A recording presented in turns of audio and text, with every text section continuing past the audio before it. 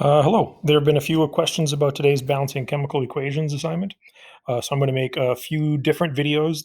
This assignment has multiple different spots that can kind of get us hung up. So I'm going to make a few different videos on each different kind of little sticking point, just to kind of make sure I don't make one really big long one. So this balancing chemical equations assignment, that's the one that we'll talk about. And here we go. So the first thing to be aware of, these websites really check balancing equations, I think, really well. And so at least one of you has emailed me and said, "Hey, I was able to kill it on this part, and then I got to the assignment, and the assignment is kind of different from this warm up part." And that's definitely true. This assignment or this warm up part is really purely balancing equations, and that's a skill that is an isolated sort of a skill that is something that we need to practice on and get good at. Then when we get down to the balancing chemical equations assignment down here, this is checking a couple of different things. Before we get to balancing equations, this is checking to see how good we are at going from the name of a compound to the formula for that compound. And that is definitely a different challenge. That's something that we've been working on earlier this week. So this video will be looking at the switching of the names of the compounds to the formula. And then the next video will say, okay, once we have that formula, how do we go through and balance? So off of this assignment, clicky.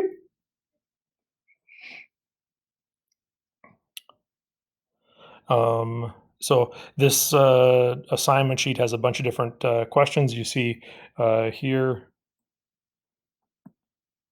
come on now. You see, well, do that.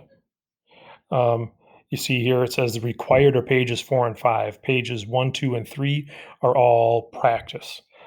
So you can practice on page 1, 2, and 3, and I think it would probably be a reasonable thing to go through when you're doing that, just to go through and spend your first bit of practice time um, checking to make sure that you can go from name to formula.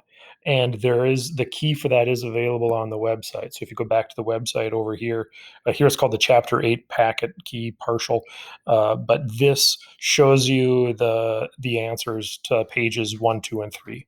So you can go through and check the text for these things and be able to practice trying to go from the name of the compounds, name of the chemicals, to the chemical formulas on pages 1, 2, and 3.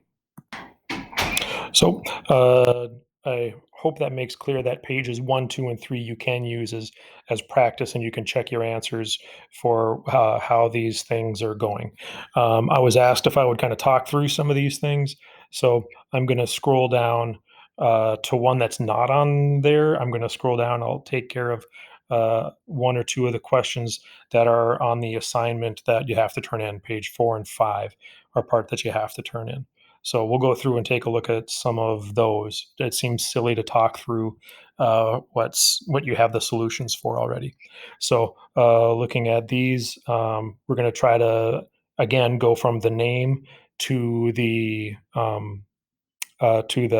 formula, and then that's what this video will go through and do. Then the next video will go through and take a look at balancing equations. So I'm going to go. I kind of put this stuff all over here, so I had a space where I could write. So on these first two questions, they don't take it easy on us right off the bat. These first couple of questions do have some challenging things in them. So we'll go through, take a look.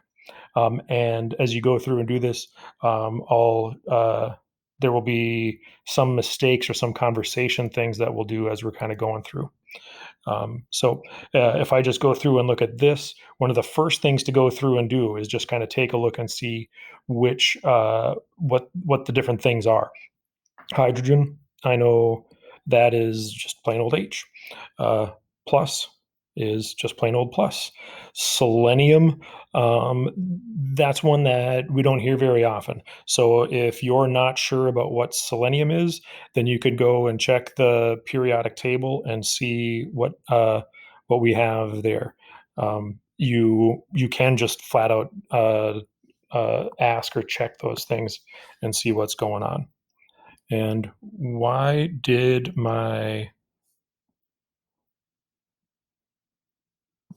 oh, for cripe's sakes, I can't pause the video. Good. So,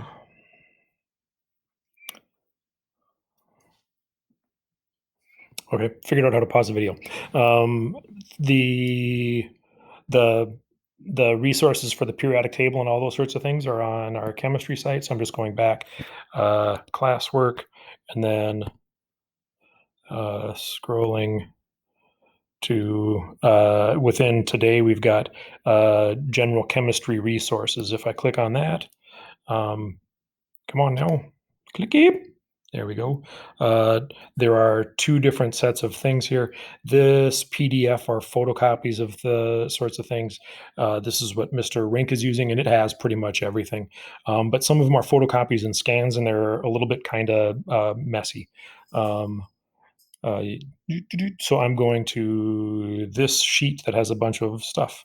So periodic tables, I'm going to go to this one. Either one of those, I mean, periodic table, periodic table. So when I look at this periodic table, we're trying to figure out where selenium is. Now, if you don't know where it is, you can always say, okay, Google, what's the atomic number for selenium? There you go. Atomic number 34. I don't know if you could hear that, but my Google tells me. Atomic number 34. There it is. Selenium. Selenium. Google says selenium. I've always said selenium. So here it is. And it's under sulfur and it's under it's my Google's talking to me again. So here it is. It's under the oxygen family. So that tells us that when they get charged, when it's an ion, oxygen, well, these are full. So a charge of 0, a charge of -1, a charge of -2. So I know this whole family has a charge of -2. I know selenium, when it reacts with things, when it bonds with things, it should have a charge of -2. So I just figured that out by looking at where it is on my periodic table. Remember, the structure of this is just a great help. So now I know selenium is got a charge of -2, and I'm going to go back to this. So now when I get to over here and I'm looking at this, I know selenium will have a charge of -2. Gah, too negative. I always do that backwards. There are some folks that are really picky about how you write these charges. I've never been a picky one on that, but I think Mr. Rink is a picky one on that. When you're writing the charges, they prefer them to be too negative. So I know that that's where selenium is. I know it's in the oxygen family, and I know it has the symbol Se. So I have hydrogen and selenium produce. But before I get to this, there's one more thing we need to take a look at. So selenium was under the oxygen family. Hydrogen, we know hydrogen is, uh, wait, that's a poor drawing. Hydrogen is over there. Beep, beep, beep. Zoop, whip, whoop, beep, boop, beep. So hydrogen is up on top over here. Uh, and when we look at the periodic table, these halogens, fluorine, chlorine, bromine, iodine, and hydrogen, and also oxygen, are diatomics. That means that they're stable if they come in pairs. You they what they one of the ways they often say it is that you don't find them free in nature, or you don't find them in their elemental state in nature. You don't usually just see H on its own, because just plain old H isn't stable. It finds something to stick with. And so we would see it as a diatomic H2. That was in some of the notes that we did recently on covalently bonded substances. And when we also looked at bonding, I believe it was in, or chemical reactions and bonding, it was in there too. So hydrogen is diatomic. We would never have just plain old H. So that's one of the first little curveballs that we have here. You might be tempted to just write H plus Se and then be done with your reactants, but that's not quite the way she goes. So it has to kind of go like that. Then when we get to the product over here, hydrogen, uh, selenide, uh, This one now we'll go through and we'll do this in a couple of stages. We'll go through first thing that we'll do is just put the substances together. I'm just going to say, hey, that's HSE. And we have these things going through. We have the selenide has a -2 charge, or selenium atom that becomes an ion has a charge of -2. Hydrogen would be +1. So if I have a, and there again, Mr. Rink would say, Luli, that should be a 1 plus. Yeah. When we're going through and looking at this, I now need to make this a neutral compound. So I need to make this a neutral compound. Well, if hydrogen is a +1 and selenium, or the selenide ion, is a -2, right now that's not neutral. I need another hydrogen. So I'm going to say H2SE. So now I've got two hydrogens, each with a +2 charge. I've got one selenium, or with a -2 charge. That is neutral. So going through here on this part, we've gone through it and we've made the compounds. We've gone from the name to the formula for that first row of stuff.